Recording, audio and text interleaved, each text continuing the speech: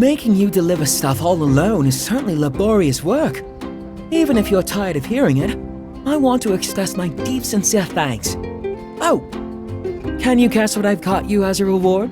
I already think of you a real-life superhero, so I prepared an equally exceptional reward. Please accept. An exclusive discount at Buy the Stairs, valid for 7 days starting right now. Amazing, isn't it?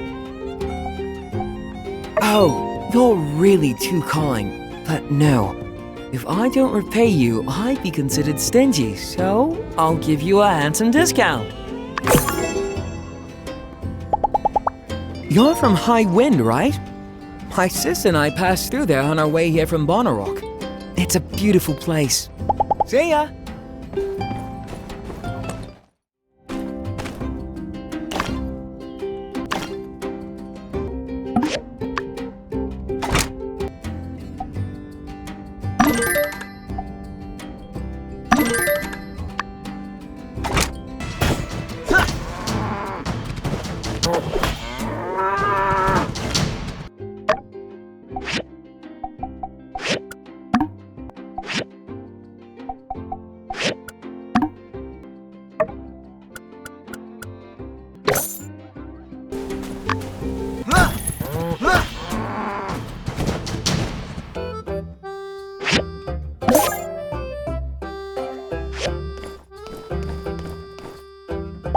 Hey there!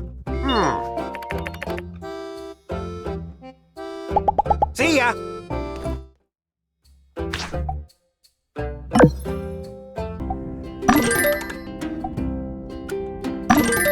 Oh?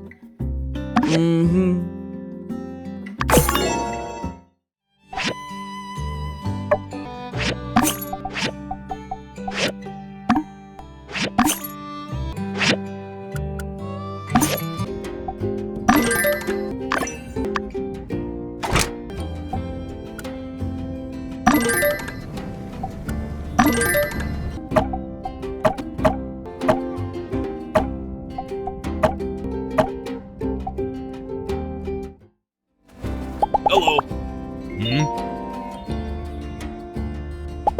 Catch you later.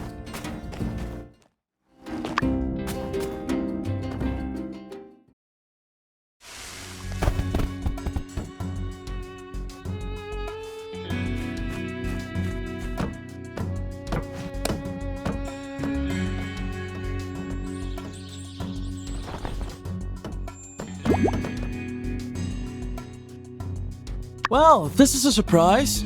I predicted the Civil Corps would show up any minute now to rescue me, but I didn't expect them to send some random individual. Nevertheless, you're here now. Proceed with your extraction plan. I won't complain. You do have a plan, right? Wait. By the look on your face, perhaps you're not a rescuer, but a fellow prisoner instead. Oh. Okay. Well, you can join the club and sit over there while we wait for the proper authority to appear. Hold on, I recognize you. You're the new builder. Perhaps we don't have to wait. With my intellect and your logistical aptitude, there may yet be new possibilities to extricate ourselves from this predicament. Let's look around this area to see if there's anything we can use to escape, relics or otherwise.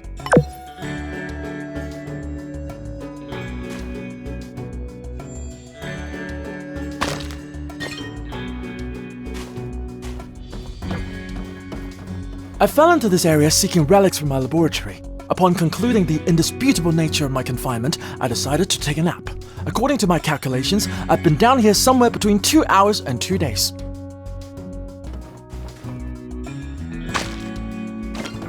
Wood, stone, metal, scraps. These things are useful to you, are they not, Builder? I must admit, I find using such basic components to solve our predicaments somewhat inelegant. Regardless, Builder, I recommend you collect these materials. They may prove useful in our journey to the surface.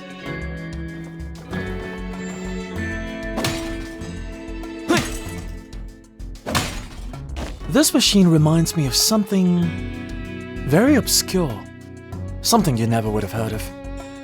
In certain old world literature, it was imagined that time travel might one day be possible. If only I could go back in time and warn myself not to travel into this tunnel.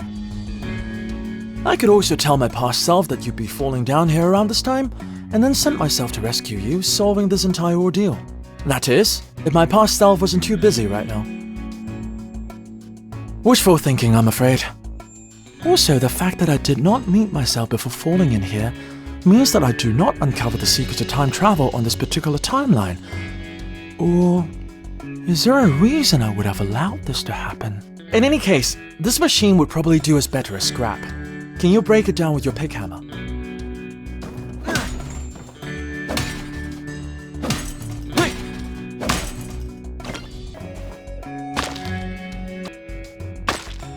Looking up towards the skies for answers. That's entirely the reason I'm in this predicament in the first place. Well, Builder, our objective is rather straightforward, is it not? Exit through that gap above. Indeed, a mere difference in altitude has managed to contain us here. Pay me no mind, Builder. Complaining won't improve our situation. I suggest we continue looking around. Perhaps if this machine were repurposed somewhat, it could be fitted with an engine. With enough propulsion, we could likely fly out through that hole in the ceiling. However, any minor miscalculation in trajectory might cause us to die, which would be suboptimal. Let's put this one down as Plan Z. Or perhaps just use your pick hammer to break it down into scrap. I'll leave it to your discretion.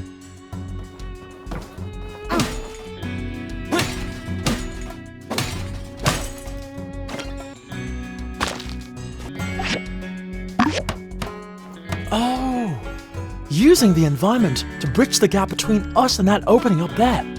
Brilliant! In any case, let's save our celebrations for the surface. After you, Builder.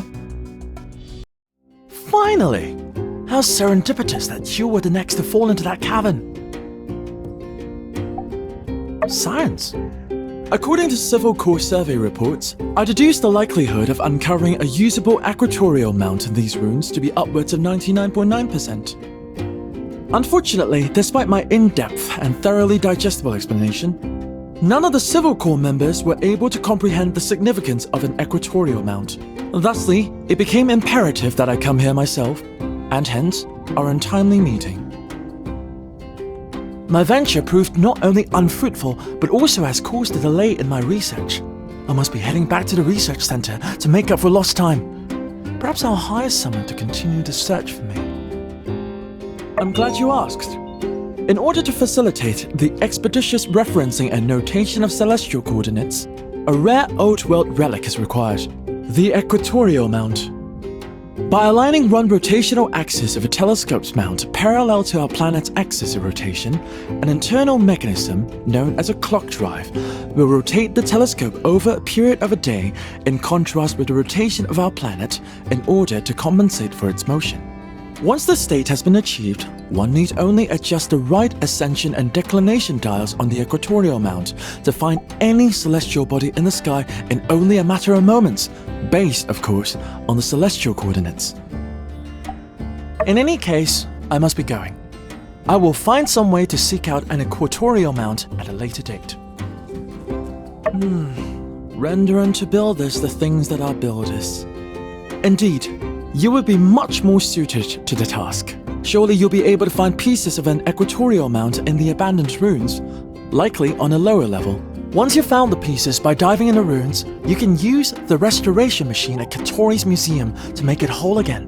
Please bring it to me at that point and not before. Goodbye.